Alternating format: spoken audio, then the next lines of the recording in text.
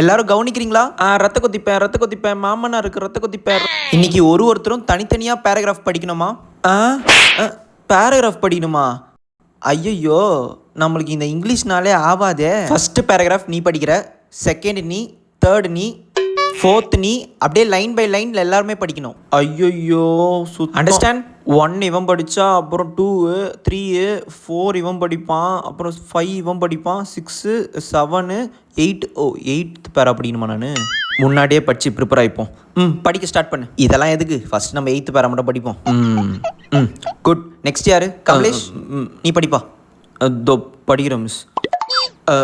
The parliament of supreme ஒரு 4 வார்த்தை சேர்த்து இங்கிலீஷ் பேச தெரியல. அந்த லட்சத்தில் இருக்கீங்க எல்லாரும். ஐயோ, நம்ம சீக்கிரமா படிப்போம். டேய், நீ அதே பேராகிராஃபை கண்டினியூ பண்ணு. என்னடா இவன் படிக்கிறான், அப்போ நமக்கு வேற பேராகிராஃப் வருமே. 1 இவன் படித்தா, 2, 3, 4, 5வது பேராகிராஃபா? படிச்சிட்டான். எப்படி மிஸ்ஸு கேட்டாலாம் கரெக்டாக சொல்லிடுவோம். படித்து முடிச்சிட்டியா? அடுத்து யாரு? யுகேஷ், படிக்கிறேன் மிஸ். இப்போ பாரு, கலக்கிறேன் பாரு. பெல் அடிச்சிச்சா?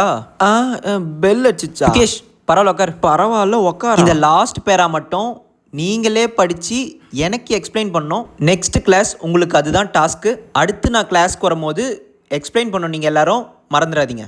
அடடே, இவ்வளோ நேரம் கஷ்டப்பட்டு படித்ததெல்லாம் வேஸ்ட்டா? Thank you students. அட போங்கடா. Thank you miss. Please come again.